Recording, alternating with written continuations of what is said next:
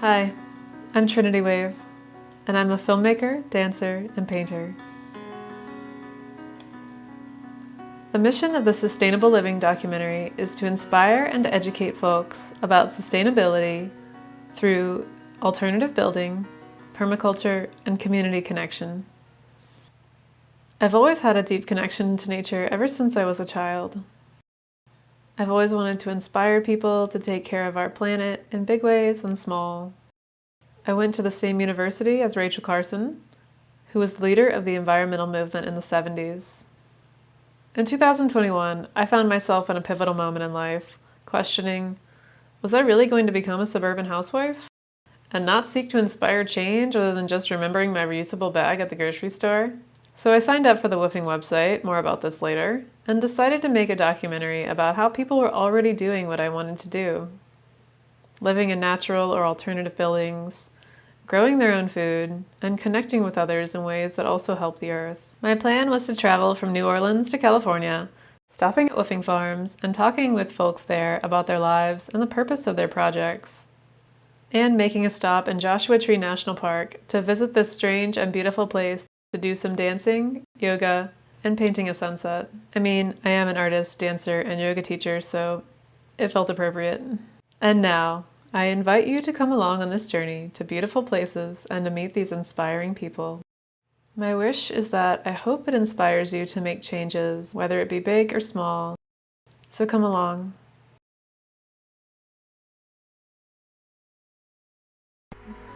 My name is Spencer, and a WWOOF host farm, and our goal here is more just to educate the woofers coming in, which are volunteer workers, and just give them a little basic education on gardening, nothing too fancy. I've been woofing for about 3 years. I was doing construction projects for hoarded houses or places that had natural disasters, and those were also people who could not afford help, and I had the carpentry or construction skills to assist. So this is kind of like having a gym membership, but you're outdoors, you get your exercise, and then I have the rest of the time to do art. We're going to keep needing volunteers. WWOOFers is really great. The wonderful people that come and put their heart into it and their hands and their backs to do the work have been great. That's the biggest resource that's helped. I've met incredible people that are really interested in learning, but also interested in serving and working hard, and just really appreciate them as a resource for the center, as well as, just an extended aspect of our community. We're always willing to take people for as long as we can cohabit here peacefully. You may come for a day and you stay a week, it's fine. You want to do a month, we'll put you to work. We need bodies and imagination and willingness here. You learn what you need to learn, then you move on to your next farm, and you're better off than you were before you got here. Nice. That's why I woof.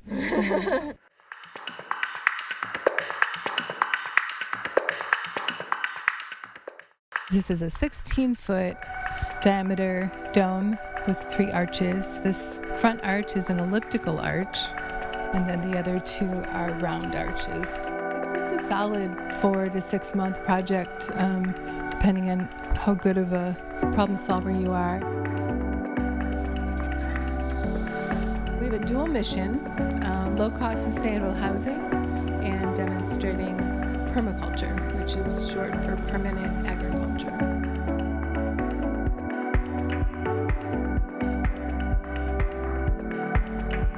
When it's not being used in the workshop format, we Airbnb it by the night. So that's been a good income for us. The bottle transom was one of the things that they did in the finishing workshop, as well as this moon shelf. It was funny because once we put the toilet in, it looked like it was in the middle of the room.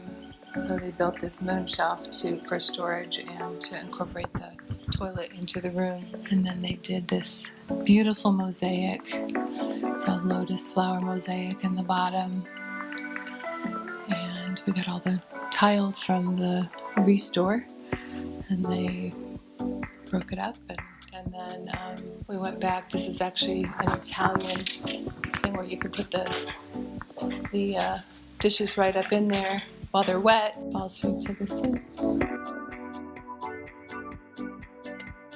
This is available on Airbnb so that people can come and have an experience of staying in a dome and maybe get inspired to build one themselves.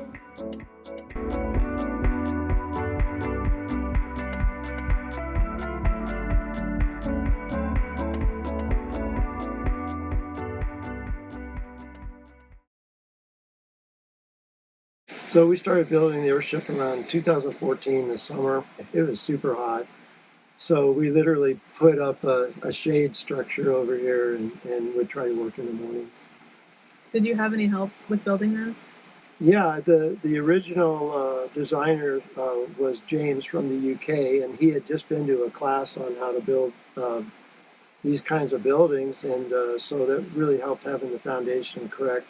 Yeah, we probably had 20 different woofers involved with the construction of the building. Almost 95% is all reclaimed. All the tires were from a local used tire store. They were to be thrown away. All the wood is from blown piles from neighboring nurseries and neighboring properties. All the DG. He just said DG, which I had to look up what this meant. The letters D and G stand for decomposed granite, which is actually a fine type of gravel used in landscaping. From around here is what you use to fill the tires. And then there's also rocks that are from around the area here too. So do you have any tips for people who want to build an Earthship? Yeah, I mean, the first thing is you want to gather up all your materials. You want to have everything in place. You want to have a pretty good plan of what it is you're going to do before you do it. I would check with your county code issues, and so you got to decide what that, your liabilities are there. And then you want to know, how big a project you want to have. This one's actually a very small one, but you can build them, 10 times this size. Hi, I'm Zia Soleil, and we're at 42 Spirits Eco Farm and Goddess Temple. About 4 months. Yeah. Well, So it's a real possibility. It took us 4 months to do this one, and it took us 4 months to do that one. This one, we paid about $2,000 for labor and the materials, which were more because of not being able to harvest the beams. So this structure cost more than this structure. These are all educational. Each one of these everybody is learning as we go. I'd taken a workshop, another person had taken a workshop, another person had traveled around, but basically we've all virtually no experience. And then this was the first structure we built, and it's entirely from cob. And it has earth bag foundation. Well, we're going to be having paying guests through Hip Camp and through Airbnb. Right now we're running power off the grid, but it will all be solar. We've got the solar panels for it hooked up. We haven't finished it. And then this is what's called a reciprocal roof. And we harvested these trees from where a forest fire had been. We got a permit from the National Forest Service, and they allowed us to take these logs. Beautiful. And it was done entirely, this was done entirely by volunteers. We got this at a thrift store. These walls are made from adobe bricks that we made here ourselves.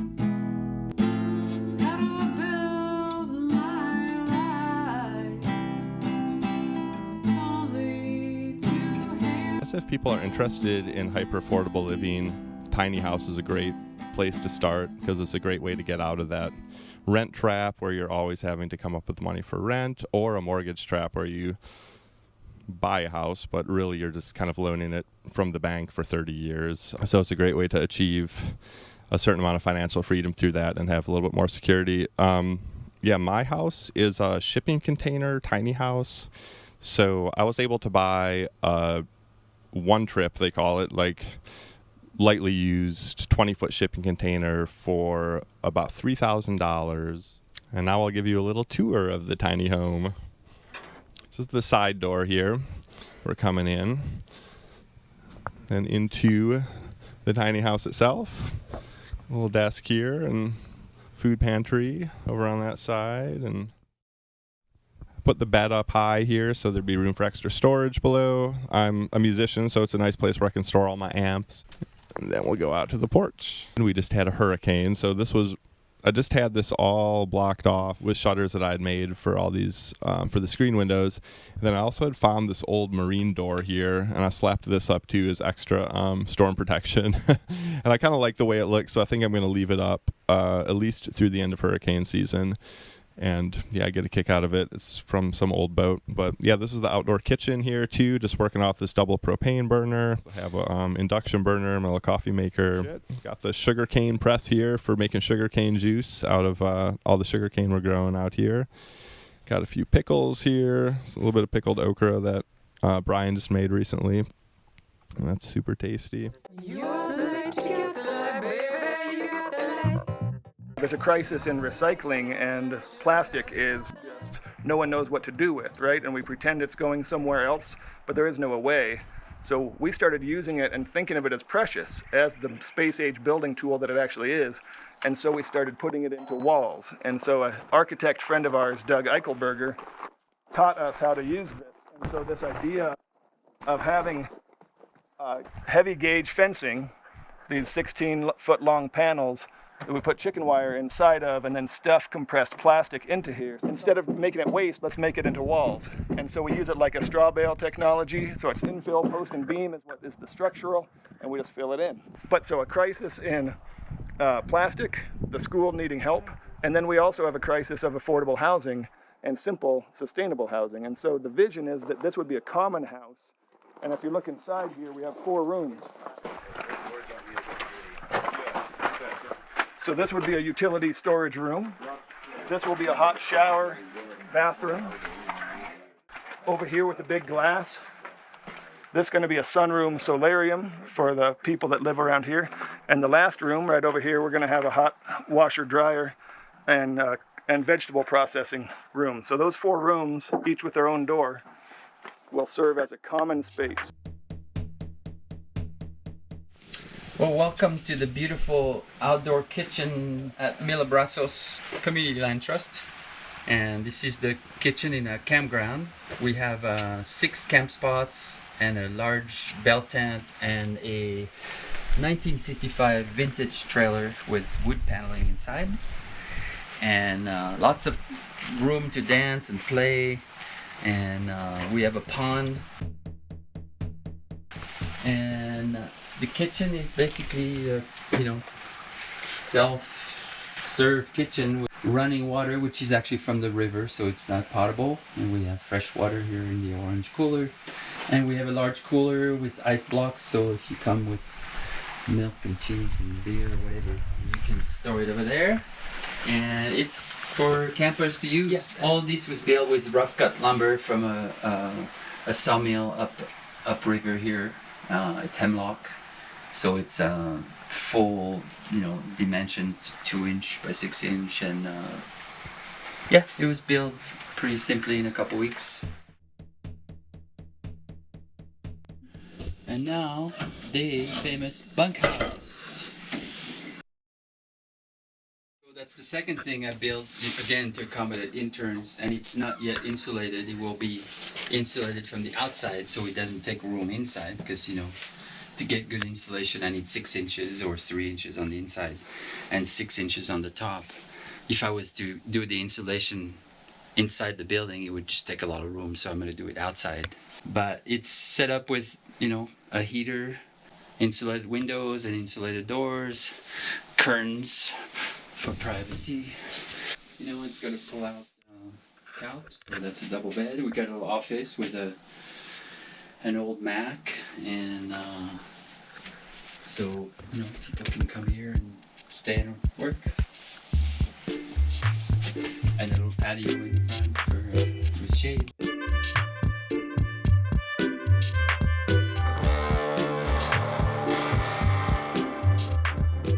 This is a 22-foot long tiny house built by Escape Traveler, a company out of Wisconsin.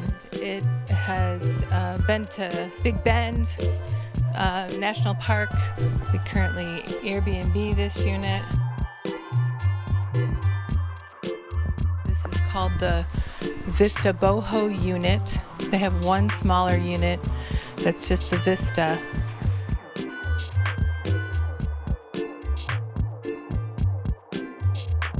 This company, you can get everything custom. You can get it off grid with solar.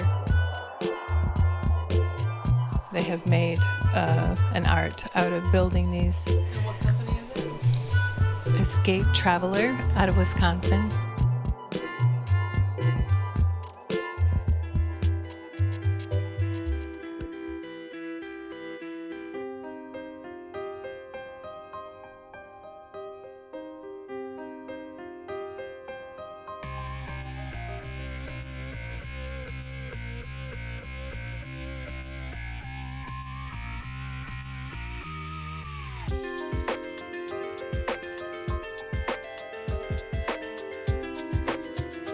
Any tips for people who want to start a permaculture project? Well, you want to have a property that has all your basic things, like water is probably number one. You need to know what your sun exposure is. You need to know, is your soil any good? Those are your three big ones. Would you recommend doing like a written out plan or a drawing? Well, I think that's to each individual. I'm pretty much a go as you go, but I've worked with people that have detailed plans, and honestly, theirs usually turn out better. Guava trees. So this is a kind of a special variety. It's a lemon guava. They taste really good. They're super high in vitamin C. Also, the other benefit of these is they grow in almost any water quality. Sunlight, they love sun.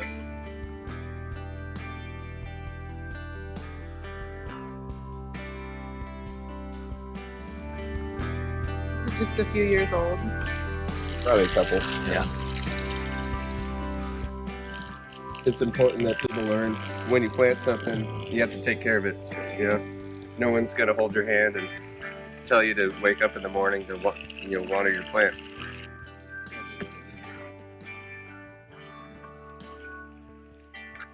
So how old is this fig tree? Year and a half. Okay.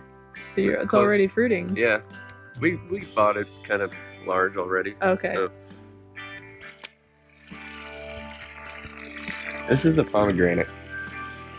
So it's actually starting to get pretty ripe.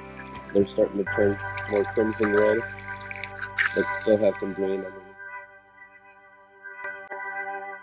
Yeah, and another one of the sustainable practices we do here is we have honeybees.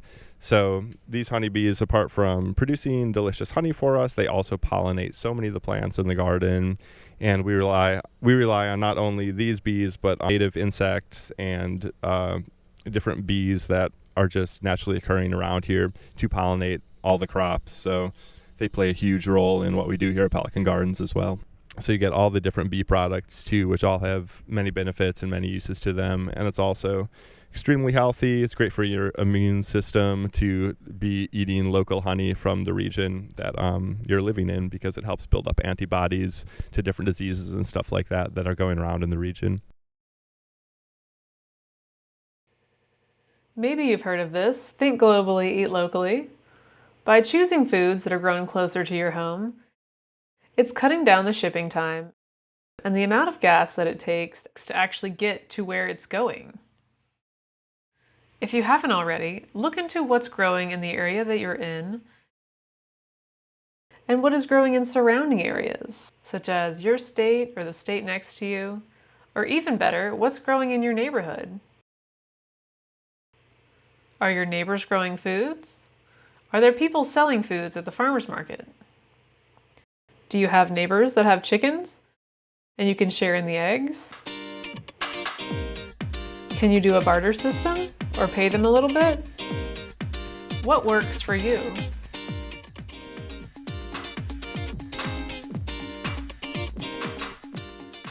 Welcome to the coop.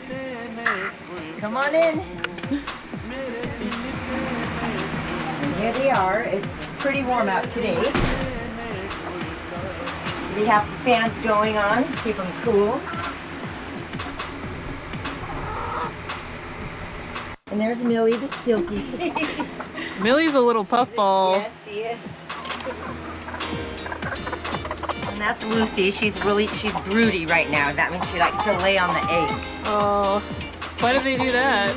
It's just a natural part. Okay. When they're they feel like they can sit and hatch eggs. It takes them 21 days. They're broody, so they just sit there all day, you know.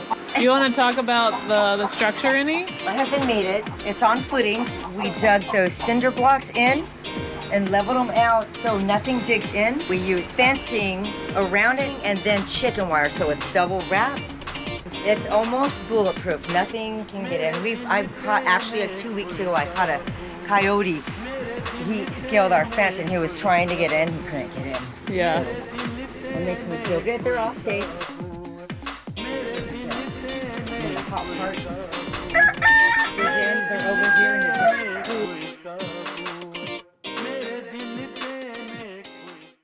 Another point that I wanted to touch on is that the energy that's being utilized in this current system is either coal or natural gas. And coal is, most people know, is dirty and it's harmful to even extract it. People die from doing work in coal mines, you know, it's burning and it's contributing to greenhouse gases, which is contributing to global warming. You know, so like this whole like energy that we've been on for the last 100 years is like it's a dying energy, and yet the infrastructure hasn't been put in to transition into a cleaner energy. Well, I could argue that in a way. See, things are never going to be black and white, switch from one to the other automatically. There's always a slow transition. Old ways die off slow. Okay, it's a generational thing. People of my generation are much more likely to be resistant to the change than people of your generation.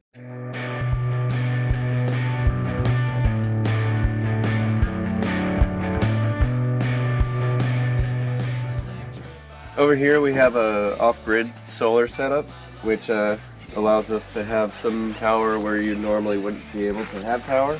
And the benefits that we get from this is we have a kitchen down below that's being powered, and a bit of extra power that's in the Earthship that holds the batteries. So how these work is there's 6 panels in total, and they all have these little connectors interlinked to each panel, and they're actually co-linked together, and then it goes into your main line, which would be right there, and that goes down with, you know, set in with conduit, and then into the Earthship where the batteries are stored. So this is the inside of the Earthship, and it's constructed out of tires, which are stacked up like bricks. So over here is our batteries. Oh, I feel like the time of my life feels as if I've been electrified. I feel like the time of my life feels. So this is the car I drive. It's a Chevy Spark, and gets up to about 80 miles, which is good for me. We charge it. It's being powered by or charged by the solar panels, and this is the charge port, and you just plug in like a gas vehicle. And the benefit of having your own charging station is you can keep your car charged and not have to pay for any electricity, you know, gas especially. The cost is the most beneficial part of having electric vehicles, and it saves the environment.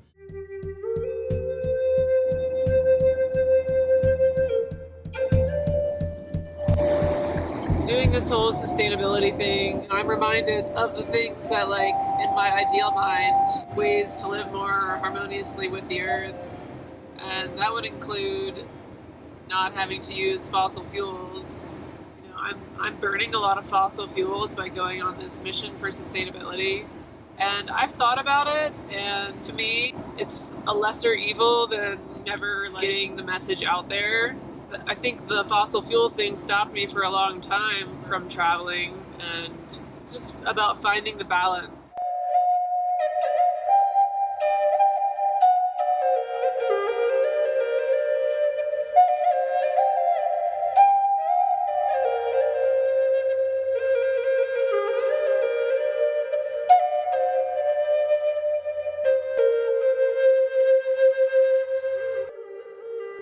it reawakens our indigenous self. Indigenous meaning,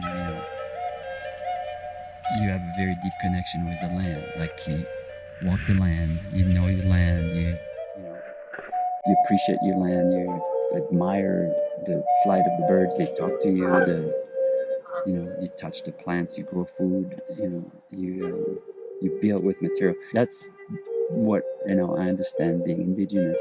So it's not like being born native, because everybody was indigenous at some point. It was, you drank from the spring, you were made from this place.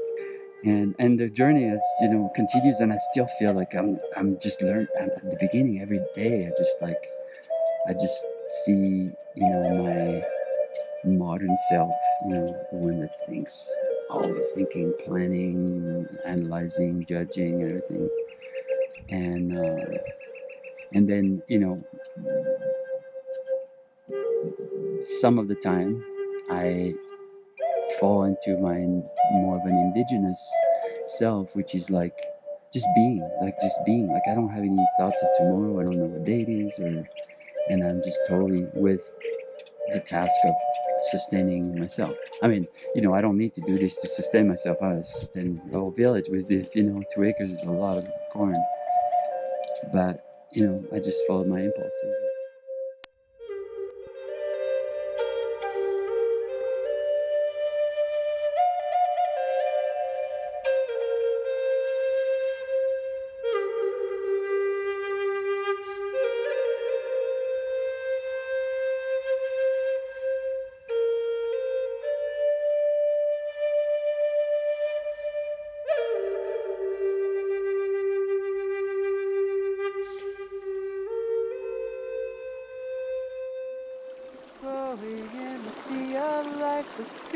I feel very connected to Native American spiritual wisdom and just the wisdom of nature and getting in touch with nature. I feel like there's a lot of healing and spiritual connection that happens there. Mother, teach us how to grow. Mother, teach us how to grow. Mother, teach us how to grow. Children of the earth. After the initial filming of the Sustainable Living documentary, I got connected to a woman named Imani Mamalushan through the Environmental Learning Center, as she and her partner River were filming a hemp building course there. This was something that I really wanted to be a part of as well, but the timing didn't work out for me. Even though I couldn't be there in person, I still wanted to do an interview with her and River. And thankfully, they agreed to a meeting via Zoom, and here's some of that interview now. Hemp is on the horizon. And the other thing about that, Trinity, is... Can you introduce yourself? Imani Mamalushan. I'm a mother of 6 homeschooled, home birth children, and have been passionate about finding creative ways to be in community. And on that quest has led me to partnership with this amazing human. And River, can you introduce yourself? Yeah, I'm Paul River Richardson. I trained as an architect, went through down the traditional pathway and worked for about 2 decades in regular world of architecture, design, construction internationally. In 2017, I left that world behind with a dream and a vision to support people getting back to the land. I would love for you to talk about what's the vision behind Haven Earth. Birthing of Hen actually was, I was building that project out in Turkey. It was on international news, it was on the cover of Vogue magazine, but fundamentally it was in the middle of nowhere, next to a village of, a couple of hundred people. The owner who bought the land, he was a tech guy, complete techie. But what happened, we trained up the local villagers to build these natural earth building techniques. And he was learning all this stuff and figuring it out. He had a great mind to figure stuff out, how to do solar, how to get his well arranged. And I was like, he needs to share this. Like, this is an inspiration for people, because people don't feel like they can do it. We need to lay the foundations for this new earth. Haven Earth Network is our mission. It's our service to humanity. We have our other businesses that we do as far as design and, architecture, and that will be part of these communities. It's really about building those relationships. And we've been able to meet so many of the people that are on our platform and our travels, and then likewise they're meeting people and forming little clusters. I envision it that we're like seed bombs and we're throwing these out in the world, and these little seeds are blossoming everywhere. I feel like that's what the network is that we're using that information, that knowledge to really grow these communities and learn from each other. We're creating a parallel type of society in a way. It's not a million miles away from the old reality. It's just a different position on it, and where we choose not to poison the earth, we choose not to eat poisoned food. We make a choice. And like we're the bridge between the land stewards and the people returning to the land, we also feel like we're a bridge between the old and new timelines, helping people transition to this new way of life, Earth. But for us, that focus is in building hemp homes, because it's a healthy, living, breathing, mold-free, insect-resistant, fire-resistant structure, where it's not like the homes of today that we actually have been conditioned to think that they're homes, where they're more like coffins because they're so toxic. For us, it's a real important issue, because we want hemp to stay in the hands of the people. It's a power people plant. So the more people we get returning to the land and remembering and that we are from the soil, and our connection to the soil and to the food is extremely important. Yeah, and I love that you're doing kind of like a two-way method, right? So you're doing like the hubs, which I hope you have one in California. Then you're doing the online platform too. And do you have some courses on the online platform available? We did record the last natural building training we have. So that's a course that's available on the platform. And then we do ongoing hands-on training for training people to be certified builders, because we're building the skilled workforce. We really want to be training people specifically in the area of building. Yeah, it's like, we call it like a new earth trade school, where there's real work, meaningful, purposeful work that comes out of that. Is this available to all the HIN members? Because we're a private membership association, you become a member. That keeps us in the realm of the private, not the public.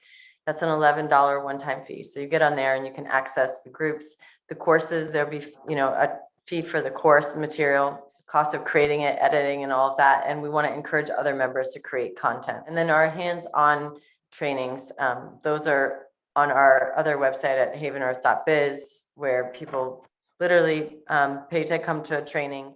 And the Haven Earth Network is one of them pathways that is really critical to give people the opportunity to come together. Training people on the hemp building is really important for us, because I feel that we can get back to really amazing agricultural practices where we're healing the soil, where we're building our lives from what we can actually put in the ground, what we can seed in the ground. And we don't need to mine into the earth. We don't need to do all these things. It's right there. And it's time now for hemp. I wanted to remind everyone listening and watching how they can go and sign up for the Haven Earth Network if they choose to. It's just havenearth.net. Thank you both so much for joining me today. I wish you so much success.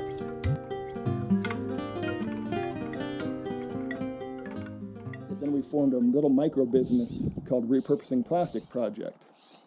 And you can sign up for $5 a month to give us your plastic. But it has to be washed, cleaned, and uncapped. Once you get the stucco on the outside, you're creating a cement tomb for the plastic.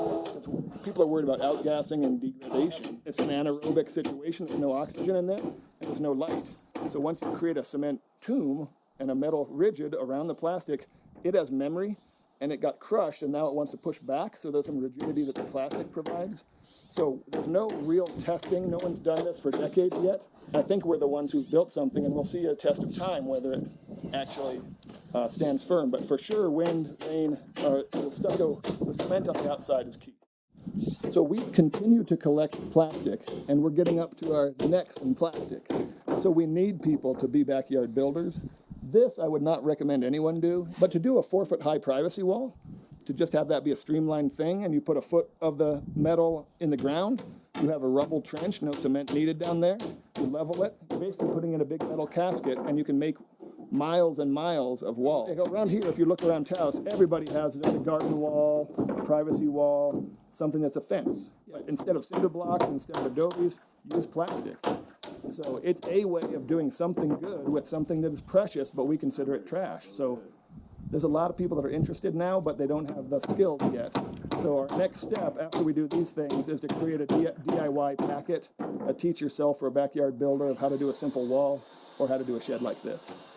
taustilt.org, and that shows a lot of what we do in the community, but then the repurposingplastictaus.com is our business. If you're from out of town, we are on the WWOOF website. That's WWOOF. So you can find us on woofusa.org. And if you're local, you can just look up Pelican Gardens and connect that way too.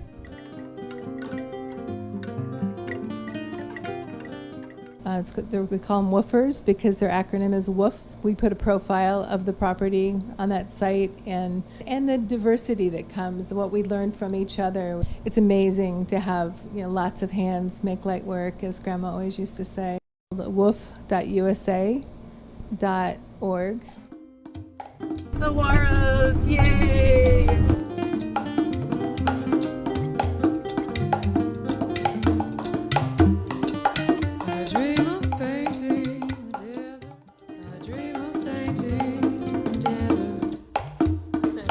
Ever wonder where I ended up after this whole adventure? Well, after I got back to Florida, I realized I truly wanted to live in the Joshua Tree area. And that's where I've spent the past year of post-production. When I wasn't editing this documentary, I found time to produce a lot of dance and fitness videos and paint a lot of murals.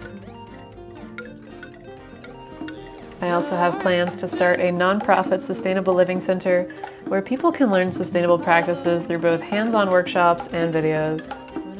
I'd like to thank you for joining me on this sustainable living adventure. It's been quite a ride. Looking back at it now, I'm so grateful that I've had this opportunity to meet these folks. So thank you for taking this cinematic journey with me. I hope you've learned something, and I hope you can share some of what you've learned with a friend. Love and light, Trinity Wave. So how is the Learning Center financially Yeah, basically just do kind of like whatever he needs help with out here. Cool. How long have you been doing that? I'm doing it for about a year. Yeah.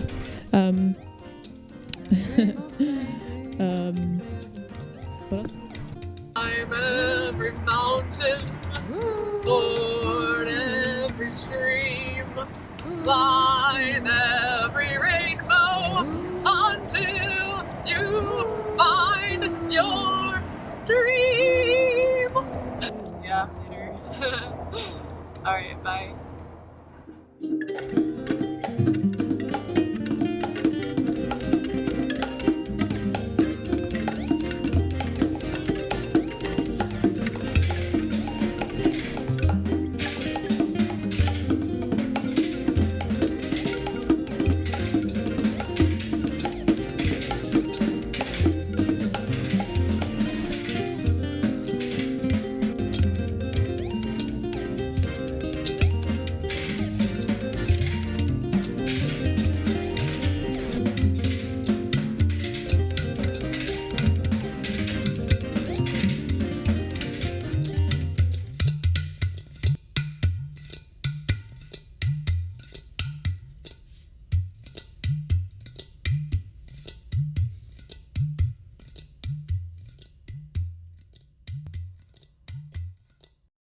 I mean, I can do some things in post-production to like lighten it up.